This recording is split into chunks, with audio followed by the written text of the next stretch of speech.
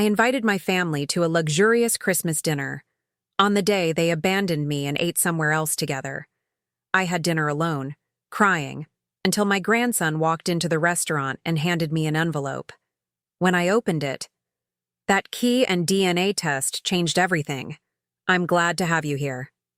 Follow my story until the end and comment the city you're watching from, so I can see how far my story has reached. I spent 3 days preparing for what I thought would be our first real Christmas dinner together in years. The reservation at Le Bernardin wasn't cheap, $800 for our table, but I didn't care. At 68, I'd learned that time with family is worth any price, or so I believed. The irony wasn't lost on me that I was trying so hard to bring together people who barely tolerated my presence the rest of the year. But Harold had been gone for 6 months now, and the holidays felt impossibly heavy without him. I needed my family around me, needed to feel like I still mattered to someone. I chose my outfit carefully that morning. The navy dress Harold always said brought out my eyes, the pearl necklace he'd given me for our 40th anniversary. My hands shook slightly as I fastened the clasp. I told myself it was excitement, not anxiety, but deep down I knew better. The calls started coming in around 3 o'clock, just as I was getting ready to leave for the restaurant. "Mom, I'm so sorry." Sarah's voice was sickeningly sweet through the phone. "Emma came down with something and we can't risk exposing everyone. You understand, right?" My daughter had perfected that tone over the years, the one that sounded caring but felt dismissive. Emma was my granddaughter, Sarah's youngest, and supposedly my pride and joy, though I hadn't seen her in months. "Of course, dear," I heard myself saying. "Is there anything I can do to help?" No, we'll be fine. Rain check? Rain check. As if family dinners were tennis matches to be rescheduled at convenience. 20 minutes later, my son Michael called. "Mom, listen, I'm stuck at the office. This deal is falling apart, and I need to stay and fix it. You know how it is." I knew how it was. Michael's deals were always more important than his mother. They had been for 30 years. "What about Jennifer and the kids?" I asked, referring to his wife and my other grandchildren. "They're actually helping Sarah with Emma. Trying to keep the kids occupied while she's sick." Something cold settled in my stomach. "They're all together?" A pause. "Well, yeah, but just for a few hours. Nothing planned or anything." Nothing planned. Right. The final call came from my youngest, David. His excuse was the most creative yet. His car had broken down and AAA couldn't get to him for hours. He was stranded, so sorry, maybe next time. I sat in my living room, still in my navy dress, staring at my phone. 3 children, 3 excuses, all delivered within an hour of each other. The coordination was almost impressive in its cruelty, but I'd already paid for the reservation.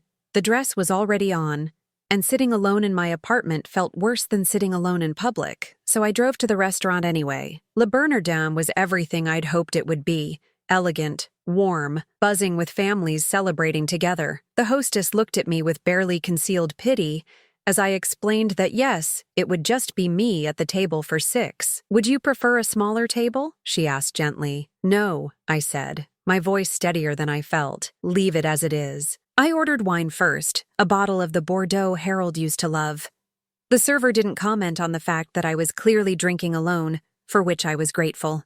I ordered appetizers I couldn't afford, entrees I didn't want, trying to fill the enormous table with food since I couldn't fill it with people. The breaking point came when I saw a family at the next table, 3 generations laughing together, sharing stories, the grandmother clearly treasured at the center of it all. The tears started then, quiet at first, then impossible to stop. I was dabbing at my eyes with the cloth napkin when I heard running footsteps. Hugo burst through the restaurant doors, his 17-year-old face flushed from the cold and something else. Anger, maybe. Or determination. "Grandma Della!" His voice carried across the restaurant, and several diners looked up.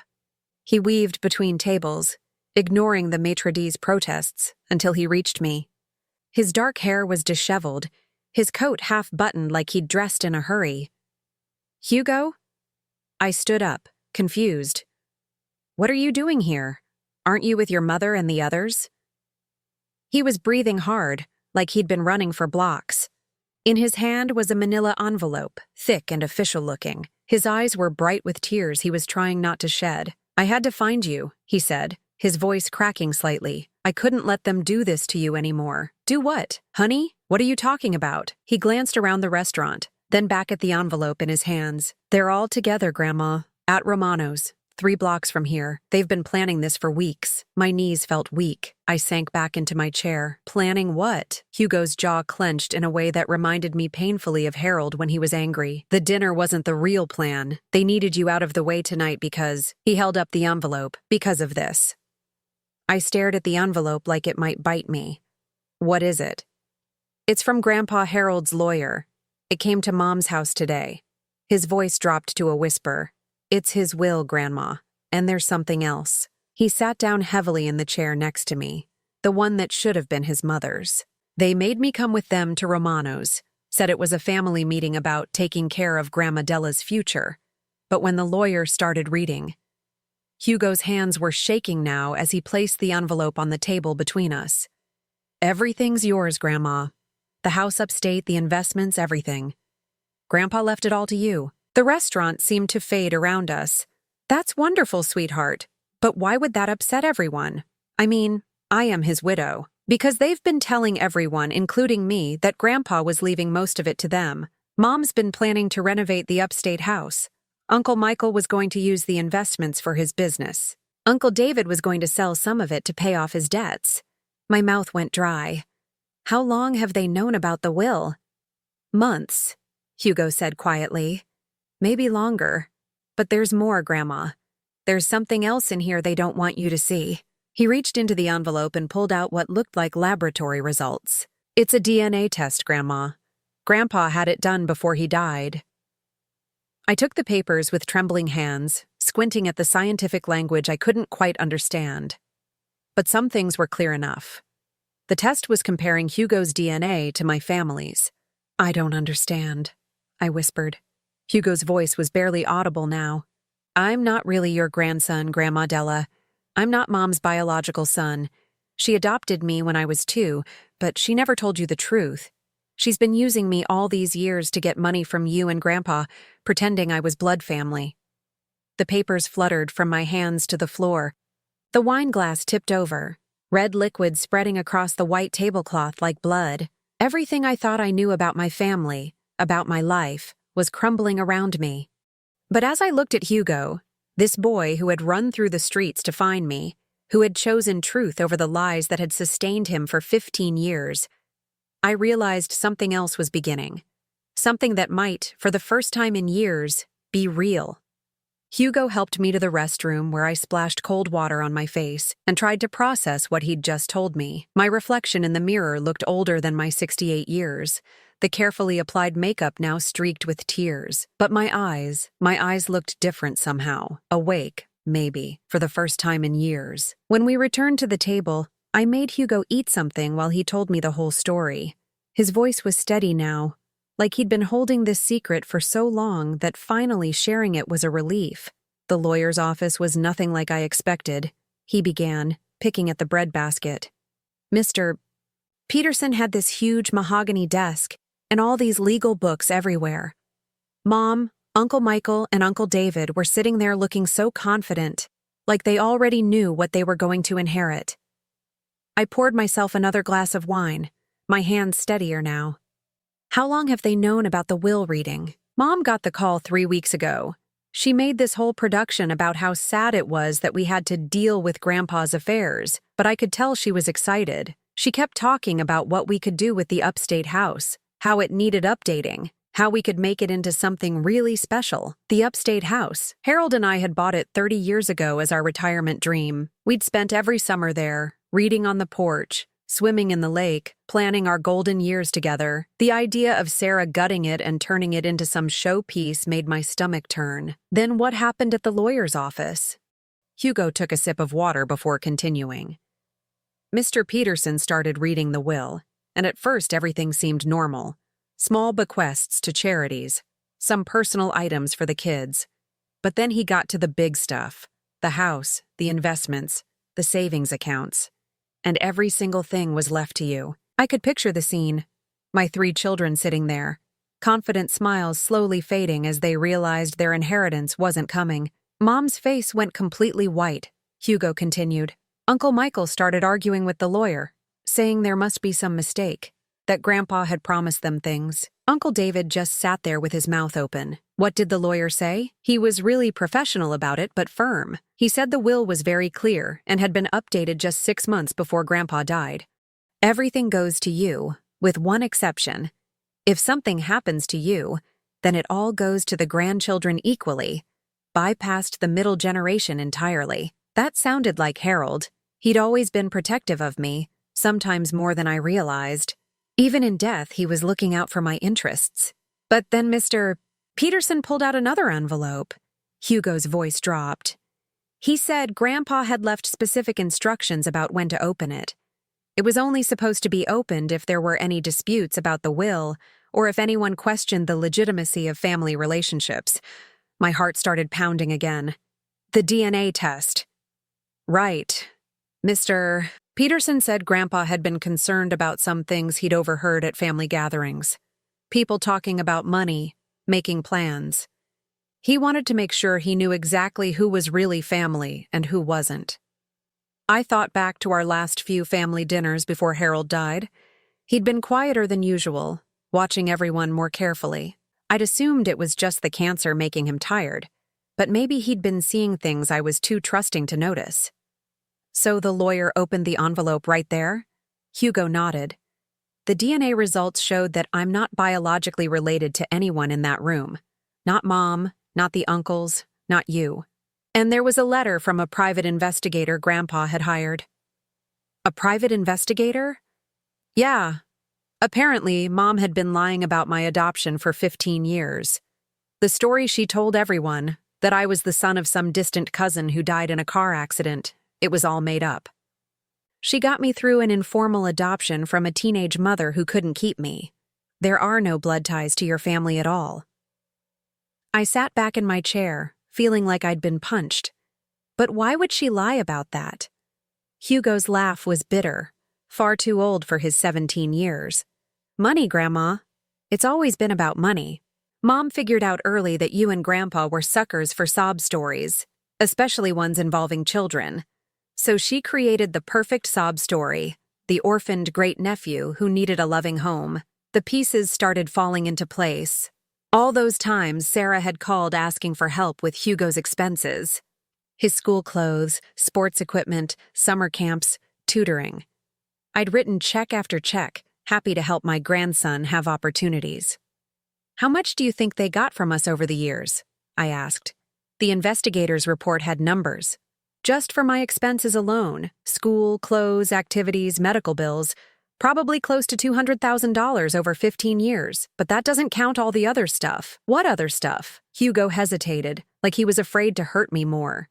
The times Mom said you were having memory problems and needed help managing your finances. The loans Uncle Michael needed for his business ventures. Uncle David's gambling debts that were supposedly family emergencies. Each revelation was like another weight settling on my chest.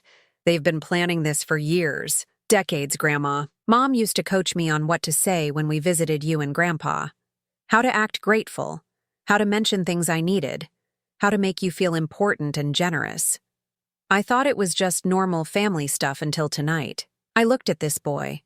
This young man who wasn't my grandson, but who had risked everything to tell me the truth.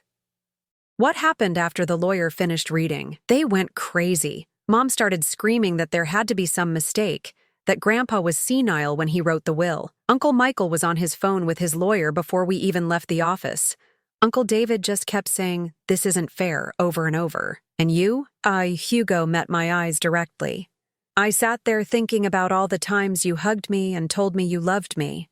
All the birthday cards with money in them, the Christmas presents you couldn't really afford, the way you always asked about my grades and my friends like you really cared. And I realized that even if we're not blood related, you've been more of a real grandmother to me than anyone else in that family has been real family. My throat closed up. Hugo. They didn't even notice when I left. They were too busy planning how to contest the will, how to prove Grandpa was incompetent, how to get what they think they deserve. Mom was already talking about hiring her own lawyer. So, you came here. I took the subway and ran the last 8 blocks. I couldn't let them do this to you anymore, Grandma. You've been alone enough.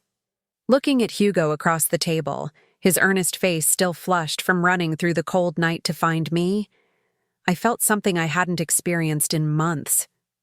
Not just love, but hope. Maybe real family wasn't about blood after all. Maybe it was about showing up when it mattered. But as I reached across to squeeze his hand, I couldn't shake the feeling that tonight's revelations were just the beginning. If my children had been lying about Hugo for 15 years, what else had they been hiding? And more importantly, what else were they willing to do to get their hands on Harold's money? The cab ride to my apartment was quiet, both of us lost in our own thoughts. Hugo sat clutching the manila envelope like it contained explosives, which, in a way, I suppose it did. Every few blocks, he'd glance at me with this worried expression, like he was afraid I might suddenly decide he was the enemy too. "You can stay the night," I told him as we pulled up to my building. "We'll figure everything else out tomorrow." He nodded gratefully. Mom's probably wondering where I am by now. Let her wonder. Inside my small apartment, I made tea while Hugo sat at my kitchen table, finally allowing himself to relax. He looked so young in the soft light, too young to carry the weight of secrets he'd been carrying. "How long have you known?"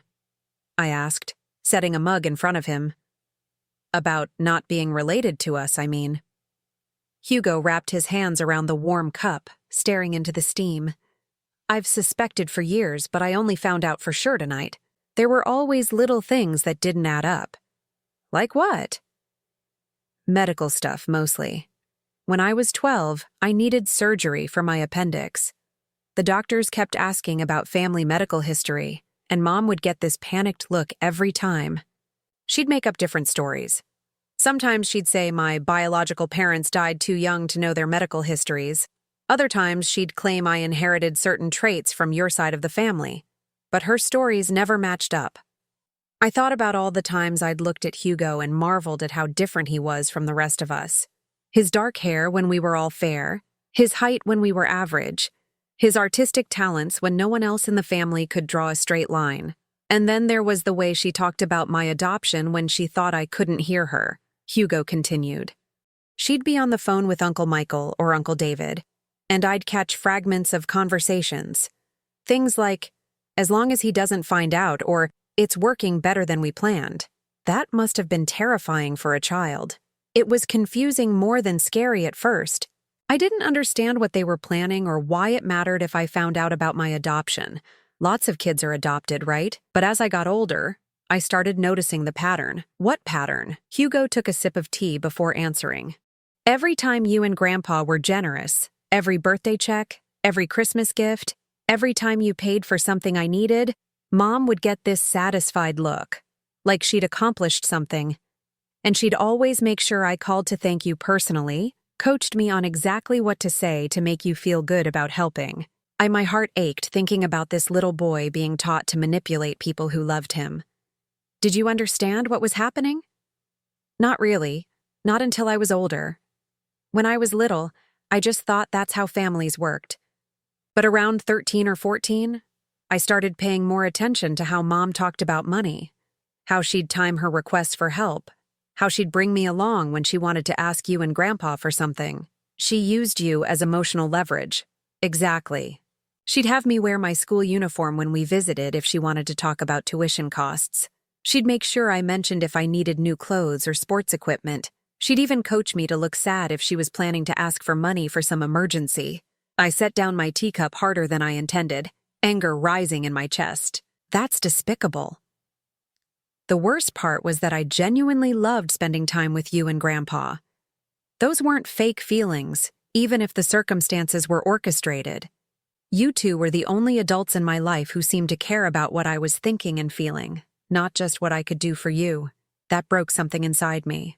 This boy had been starved for genuine affection, while being used as a tool for financial manipulation. Hugo, honey, I need you to know that our love for you was never conditional on whether you were biologically related to us. His eyes filled with tears he'd been holding back all evening. I hoped that was true, but I wasn't sure. I've spent years wondering if you'd still care about me if you knew the truth. Well, now you know. We sat in comfortable silence for a few minutes, both processing the enormity of what had been revealed. Then Hugo spoke again, his voice quieter. There's something else I need to tell you about tonight. Something that happened after I left the lawyer's office. What? I didn't go straight to find you. First, I went back to Mom's house to get some of my things. I thought maybe I could avoid the confrontation, just disappear for a while until things calmed down. But they were already there, and they were planning something. My stomach clenched. What kind of planning? They were on conference call with some lawyer Uncle Michael knows. They were discussing how to challenge the will, but not just on the grounds of Grandpa's mental competency. They want to challenge my right to any inheritance as a fraudulent heir. What does that mean? Hugo's hands shook slightly as he set down his teacup. It means they're planning to throw me under the bus to save themselves. They want to argue that because I'm not really family, any gifts or money you and Grandpa gave me over the years were obtained under false pretenses. They think if they can prove fraud, they can void parts of the will. The cruelty of it took my breath away. They're willing to destroy a 17-year-old boy to get their hands on money. It gets worse, Grandma. They were also talking about having you declared incompetent. What? Uncle Michael was saying that your poor judgment in continuing to support me after learning the truth about my adoption could be evidence of diminished mental capacity. They think if they can prove you're not mentally fit to handle your inheritance, they can get themselves appointed as your guardians and control the money that way. I felt like the walls were closing in around me. My own children weren't just willing to steal from me. They were prepared to destroy my autonomy, my dignity, my relationships, anything that stood between them and Harold's money. Did they see you listening? No, I was in my room with the door cracked. But I heard enough to know that they're meeting with the lawyer tomorrow morning to start the process. Mom was talking about finding doctors who would testify about your mental state. Uncle David was researching guardianship laws. And Uncle Michael was already calculating how to divide the inheritance once they get control of it. And what about you? What happens to you in their plan? Hugo's smile was bitter and far too mature for his age. I become the victim they're protecting you from, the con artist who manipulated a poor old woman out of her money. They're planning to paint themselves as the loving children who discovered the fraud and stepped in to save their mother from further exploitation. The beautiful thing about hitting rock bottom, I realized, is that you finally stop being afraid of falling. My children had revealed themselves to be capable of any betrayal, any cruelty, in service of their greed. There was nothing left for them to take from me except my dignity, and I'd be damned if I'd let them have that too. Hugo, I said, my voice steadier than it had been all evening. How would you feel about helping me beat them at their own game? For the first time since he'd burst into the restaurant, Hugo smiled, a real smile, full of hope and determination. I'd feel like finally, someone in this family is fighting back. Good, I said, reaching for Harold's address book, because tomorrow we're going to pay a visit to Mr. Peterson ourselves, and then we're going to that house upstate to see what other surprises Harold might have left for us. What I didn't tell Hugo was that I was already forming a plan that would give my children exactly what they deserved, and it wouldn't require me to sink to their level to do it. Harold had always been 3 steps ahead of everyone else. If I knew my husband, this inheritance was just the beginning of the protection he'd built around me. It was time to find out what else he'd been planning. The next morning, I woke up with a clarity I hadn't felt in months. Hugo was still asleep on my couch, curled up under Harold's old Afghan, looking peaceful for the first time since I'd known him. I made coffee quietly and called Mr. Peterson's office as soon as it opened. Mrs. Holloway, his secretary said warmly, Mr. Peterson was hoping to hear from you. Can you come in this morning? He has some additional documents your husband left with specific instructions about when to release them. More documents. Harold really had been planning for everything. Hugo stirred as I was getting dressed, sitting up and rubbing his eyes like a confused child. For a moment, I could see the little boy he'd been when Sarah first brought him around. Sweet, uncertain, trying so hard to please everyone. How are you feeling? I asked. Like I slept for the first time in years, he said, and I knew exactly what he meant. We took a cab to Mr. Peterson's office, a modest building downtown that had been Harold's lawyer's practice for over 30 years. Peterson himself was probably close to my age, with kind eyes behind wire-rimmed glasses and the patient demeanor of someone who'd spent decades helping families navigate their worst moments. "Mrs. Holloway," he said, standing as we entered his office. "And you must be Hugo. Your grandfather spoke about you often." Hugo looked surprised. "He did? Oh, yes. He was very concerned about your welfare. In fact, that's part of why we're here today." Mr. Peterson gestured for us to sit. "Your husband left very specific instructions about additional materials to be shared if anyone attempted to challenge the will or questioned family relationships." He pulled out another manila envelope, thicker than the one Hugo had brought me last night. These documents weren't part of the formal will reading because Harold hoped they wouldn't be necessary. But given what happened yesterday evening with your other children, I think it's time you saw them. My hands trembled as I opened the envelope. Inside were photographs, bank statements, phone records, and what looked like transcripts of conversations. "Harold hired a private investigator 18 months ago," Mr. Peterson explained. "He'd become suspicious about some of the financial requests from your children and wanted to understand what was really happening." The first photograph showed Sarah coming out of a luxury spa, the kind that cost more per visit than most people spent on groceries in a month. The date stamp showed it was taken 3 days after she'd called me crying about being unable to afford Hugo's school supplies. "She told me she was working extra shifts as a nurse to make ends meet," I whispered. The next photo showed Michael at an expensive restaurant, clearly entertaining clients, champagne bottles on the table. The receipt stapled to the back showed a bill for over $800. On the same day, he'd borrowed $3,000 from me for emergency medical expenses. But it was the bank statements that really told the story. Page after page showing deposits from me and Harold, followed immediately by transfers to luxury retailers, vacation resorts, and high-end purchases. None of the money we'd given them for emergencies had gone to emergencies at all. "There's more," Mr. Peterson said gently. "Audio recordings. Harold recorded them? And with their knowledge, actually. He started insisting on putting family meetings on speakerphone, claiming his hearing was getting worse and he needed the volume. What they didn't know was that he was also recording. He handed me a small digital device with earphones. This conversation took place 6 weeks before Harold passed away. Your children had requested a family meeting to discuss your future care needs." I put in the earphones with shaking hands and pressed play. Sarah's voice came through clearly. "Mom's getting more forgetful, Dad. We're worried about her living alone." "She seems fine to me," Harold's voice responded, but I could hear the wariness in his tone. "Well, she wouldn't seem confused to you because you're with her all the time," Michael's voice chimed in. "But when we visit, she repeats herself a lot, forgets conversations we've had." I paused the recording, looking at Mr. Peterson in confusion. "I don't repeat myself. My memory is fine. Keep listening," he said sadly. David's voice. "The thing is, Dad, if something happens to you, we need to make sure Mom is protected. Maybe we should start getting more involved in her finances now, while you're still here to help transition things." "What kind of involvement?" Harold asked. Sarah again. "Just basic stuff. Maybe she could add one of us to her bank accounts, give us power of attorney for emergencies. You know how overwhelming financial decisions can be for women her age." Women her age. I was 67 at the time, not 90. "She's perfectly capable of managing her own affairs," Harold said firmly. "Of course she is right now," Michael responded smoothly. "But we're talking about being proactive, planning ahead. And honestly, Dad, some of the money you two have been spending seems unnecessary." "Like what?" "Well, like all the money on Hugo," David jumped in. "I mean, we love the kid, but he's not even really family.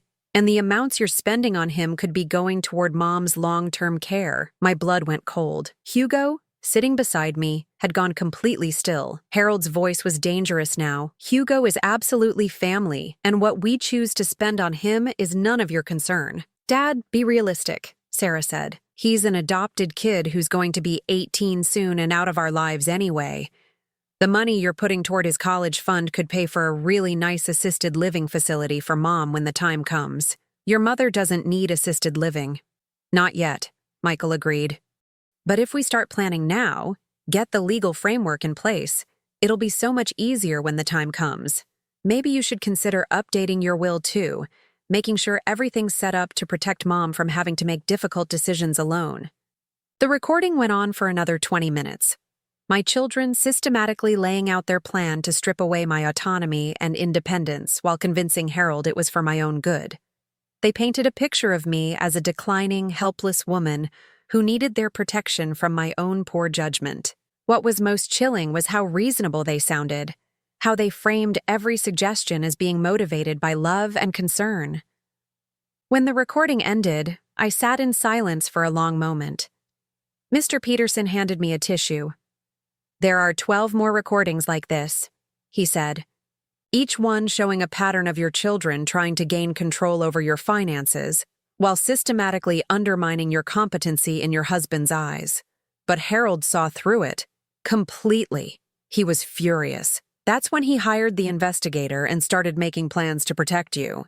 Mr. Peterson pulled out another document.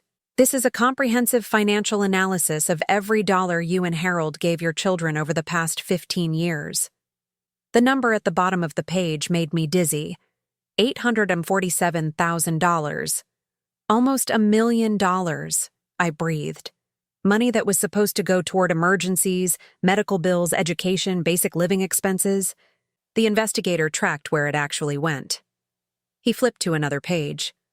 Luxury vacations, designer clothes, expensive cars, home renovations, spa treatments, high-end electronics. Your children have been living a lifestyle far above their means, funded entirely by your generosity." Hugo spoke for the first time since we'd arrived. They were never struggling. "Not even close," Mr. Peterson confirmed. "And they've been planning this inheritance grab for years. The investigator found email chains between your children dating back 5 years, discussing how to manage Mom and Dad's money better and planning how to divide assets." He handed me one more document. "This is the most important one. It's a detailed plan Harold created for what would happen if your children attempted to challenge his will or question your mental competency." The document was titled Protection Protocol for Della Holloway, and it was 15 pages of the most thorough legal planning I'd ever seen. Harold had anticipated every move my children might make and created countermeasures for each one. "He's given you multiple ways to protect yourself," Mr. Peterson explained. "Legal, financial, and even personal safety measures. But the most important thing is this." He pointed to a clause near the end. "Any heir who challenges the will or attempts to have you declared incompetent automatically forfeits any claim to the estate, and their portion goes directly to you. So if they try to fight this, they lose everything." Harold made sure of that. He also set up a trust that becomes active if anyone tries to challenge your mental competency. It immediately places all assets under the control of an independent trustee until the challenges are resolved. I looked at Hugo, who was reading over my shoulder, his eyes wide with amazement.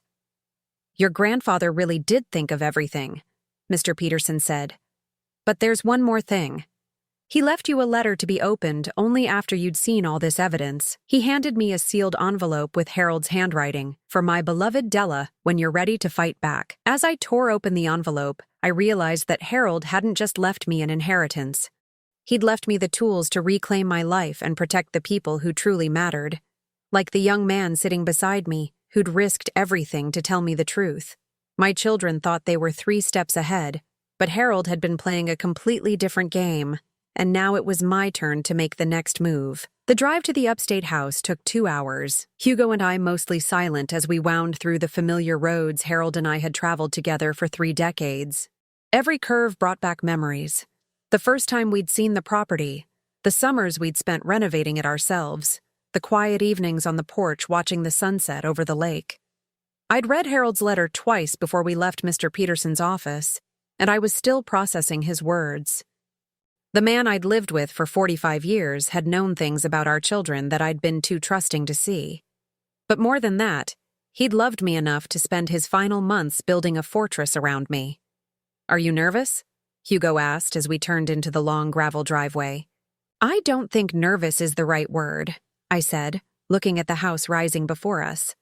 I think I'm ready. The house looked exactly as we'd left it the weekend before Harold's diagnosis. Same blue shutters, same wraparound porch, same flower boxes that would need planting soon. But knowing it was truly mine now, that Harold had made sure of it, changed everything about how it felt. Hugo helped me with the key Mr. Peterson had given us, not the old key we'd always used, but a new one Harold had apparently made. Inside, the house smelled like the lavender sachets I'd left in all the drawers, mixed with the faint scent of the wood polish Harold had always insisted on using. It's beautiful, Grandma, Hugo said, looking around the main room with its stone fireplace and walls lined with books. I can see why Mom wanted to renovate it. Your mother wanted to gut it, I corrected. She always said it was too old-fashioned, too small, too quiet. She wanted to turn it into some kind of showplace. I walked through the rooms slowly, remembering. The kitchen where Harold and I had cooked together every morning. The reading nook where we'd spent rainy afternoons. The bedroom where we'd planned our retirement dreams. But it was in Harold's study that I found what he'd left for me. The room looked normal at first glance. His desk still covered with the crossword puzzles he'd never finished. His reading glasses still folded on top of a half-read biography. But there was an envelope on his desk that hadn't been there before. My name written in his careful handwriting. This is it, I whispered, my hands shaking as I picked it up. Hugo stood quietly in the doorway as I sat in Harold's chair and opened the envelope.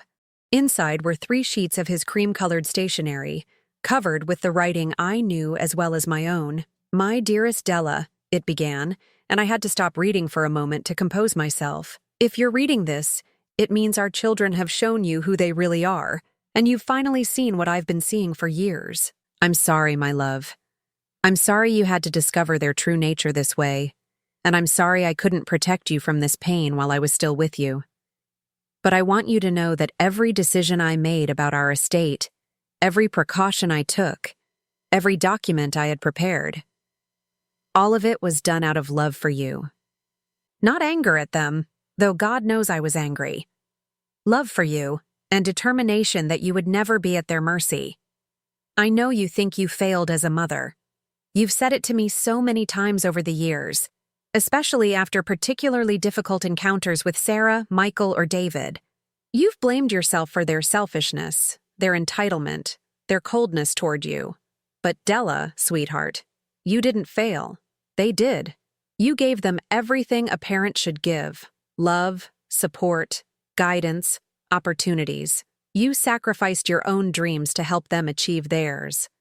You worked extra shifts to pay for their educations, went without things you wanted so they could have what they needed, and you never once made them feel guilty for the burden.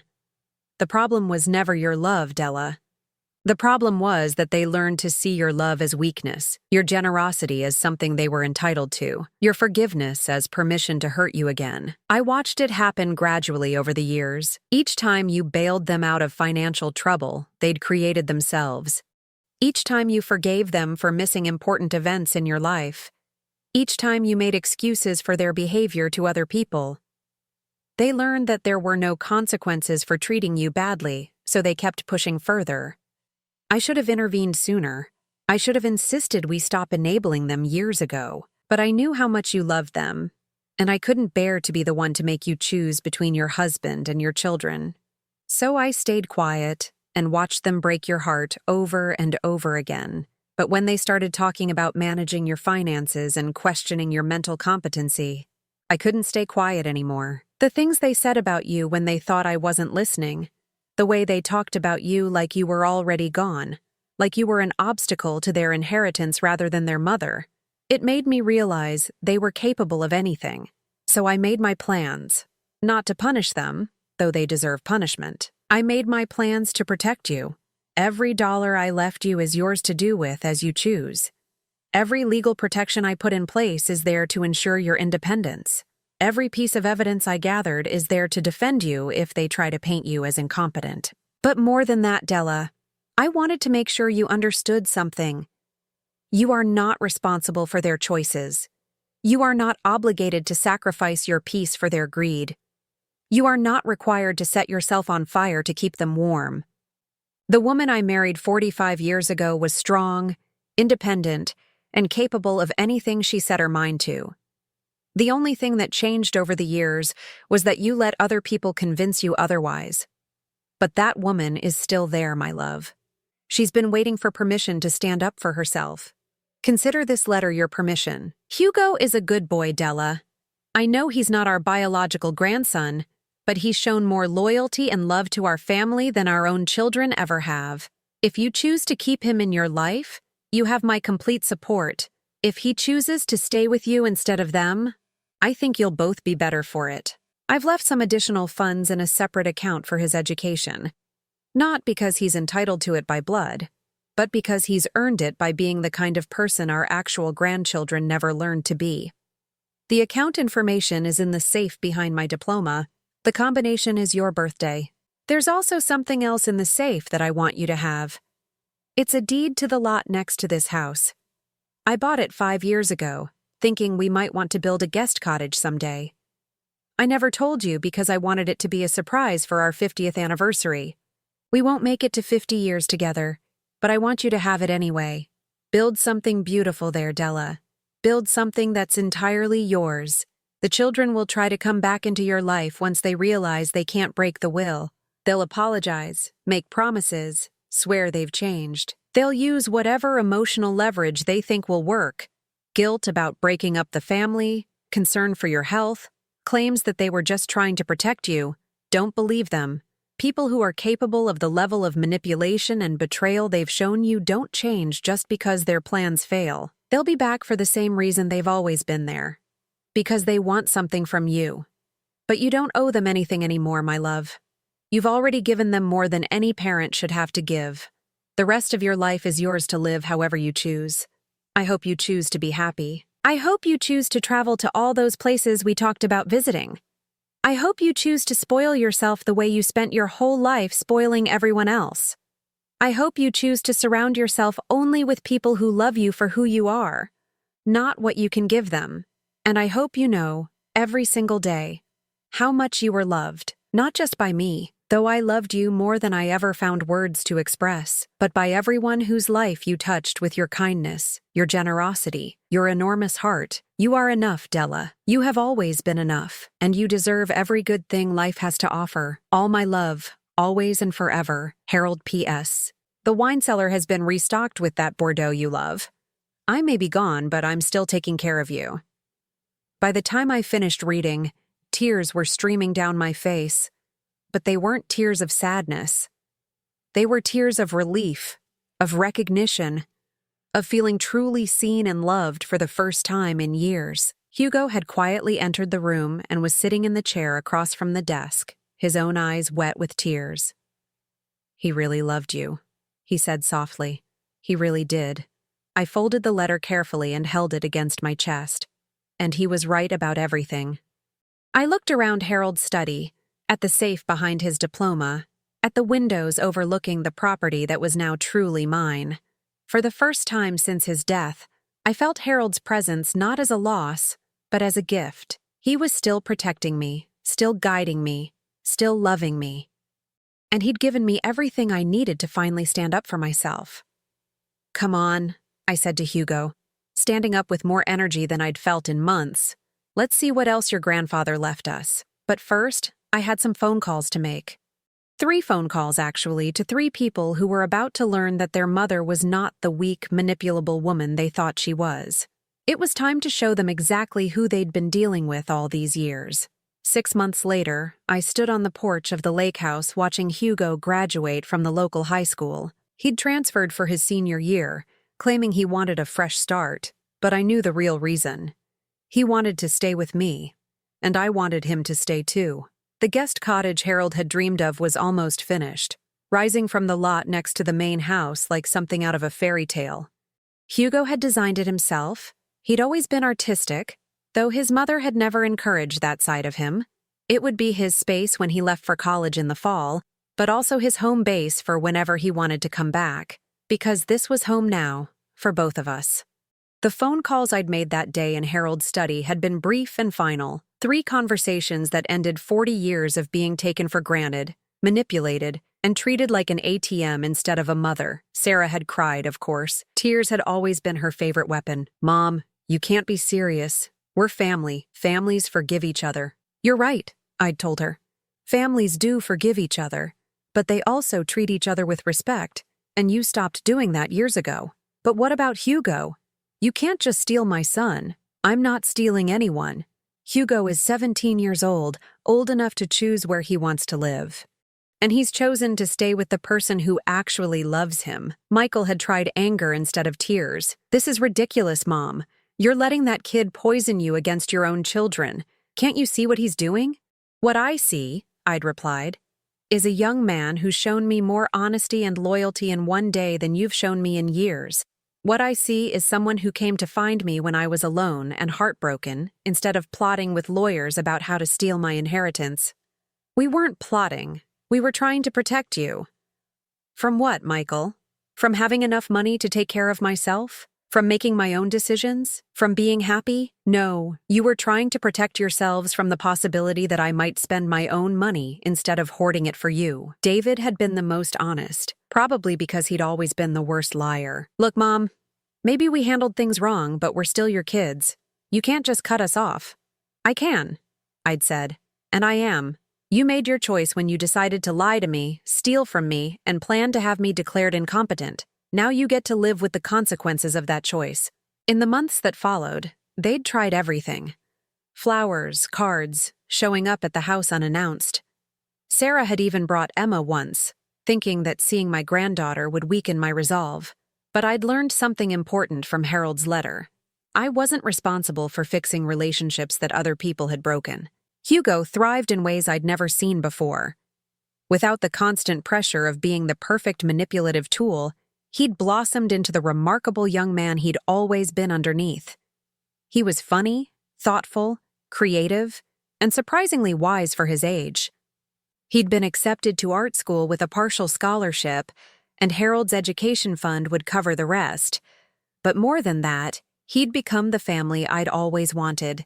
Someone who asked about my day because he cared about the answer. Someone who remembered things that were important to me. Someone who hugged me just because, not because he wanted something. The cottage was his graduation gift, but also my gift to myself. For the first time in my life, I'd built something that was mine from the ground up. Something that would exist exactly as I wanted it to exist. "Grandma Della!" Hugo called from the yard where he was adjusting the new porch furniture we'd picked out together. "Mrs. Henderson is here." Mrs. Henderson was our closest neighbor, a widow around my age who'd become a dear friend over the past few months. She was the first person I'd told about Harold's letter, and she'd cried right along with me. "Della," she said, climbing the porch steps with a wrapped package in her hands. "I brought Hugo a graduation gift. You didn't have to do that, Margaret." "Of course I did. He's family. Family." The word meant something different now than it had a year ago. Family wasn't just people who shared your blood. It was people who showed up for you, who chose to love you, who treated you with respect and kindness. Hugo opened Margaret's gift. Art supplies, expensive ones that he'd been admiring in the art store in town but would never have asked for. His face lit up in a way that reminded me why I'd fallen in love with this boy who wasn't my grandson, but felt more like my grandson than any blood relative ever had. "This is too much," he said, but Margaret waved him off. "Nonsense. You're going to be a famous artist someday, and I want to be able to say I knew you when." We spent the evening on the porch, the three of us, watching the sunset paint the lake in shades of gold and pink. Hugo sketched while Margaret and I talked about our gardens, our books, our quiet, peaceful lives. Just as the sun disappeared behind the trees, a car pulled into the driveway. My stomach clenched automatically. 6 months of peace had trained me to be suspicious of unexpected visitors. But it was just Dr. Morrison from town, making his weekly check on Margaret's blood pressure medication. He'd become another unexpected addition to our little chosen family, often staying for dinner after his house calls, bringing stories from his practice, and a dry sense of humor that reminded me of Harold. "How's our graduate?" he asked Hugo, settling into the fourth porch chair we'd added just for him. "Officially done with high school as of this morning," Hugo grinned. and officially terrified about college. Good, Dr. Morrison said. Being a little scared means you're paying attention. As the evening wore on, our little group grew. Tom from the hardware store stopped by to drop off the mailbox Hugo had ordered for the cottage, custom made with his initials and a small painted design. Jenny from the bookstore brought a bottle of wine to celebrate Hugo's graduation and ended up staying for dinner. This was my life now. Not the grand social circle my children had always thought I should want, but something better. A community of people who genuinely cared about each other, who showed up not because they had to, but because they wanted to. Around 10 o'clock, as our impromptu party was winding down, my phone rang. I almost didn't answer it. After months of ignoring calls from my children, it had become habit. But the number was unfamiliar, so I picked up. Mrs. Holloway, this is Amanda Peterson, James Peterson's daughter. I'm sorry to call so late, but I wanted to let you know that we executed the final part of your husband's instructions today. Mr. Peterson had passed away 2 months ago, and his daughter had taken over his practice. She'd been handling the last details of Harold's estate planning. What instructions? The charitable donations. Your husband set up a fund to be distributed to local charities 6 months after the will was finalized, assuming there were no successful challenges to its terms. Since your children's legal challenges were dismissed, we were able to distribute the funds today. How much? $200,000, Mrs. Holloway, split between the Children's Hospital, the Women's Shelter, and the literacy program at the library. Your husband left specific instructions that the donations be made in your name. In my name. Even in death, Harold was making sure people knew that I was a woman of substance, a woman who gave back to her community, a woman worthy of respect. After I hung up, I sat quietly for a moment, watching Hugo help Margaret down the porch steps to Dr. Morrison's car. Jenny was packing up leftover cake to take home to her teenage daughter. Tom was telling some elaborate story that had everyone laughing.